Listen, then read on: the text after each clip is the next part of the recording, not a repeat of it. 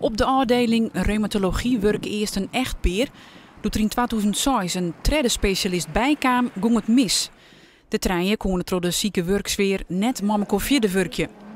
Intussen is het oeral in de media waarom te vinden, maar wat er nou correct misging is nog net duidelijk. Daar kunnen we dus nu nog geen uitspraak over doen. Vandaar dat we een onafhankelijke commissie gaan instellen met mensen met verschillende expertise, reumatologische expertise, juridische expertise, samenwerkingsexpertise, om dat goed voor ons en voor de vakgroep in beeld te brengen. En als die commissie klaar is, hopen we daar concrete adviezen van te krijgen, zodat we maatregelen kunnen nemen om dit in de toekomst te voorkomen. Het Antonius ziekenhuis had net een soort leuke reacties gekregen vanwege de patiëntenstop.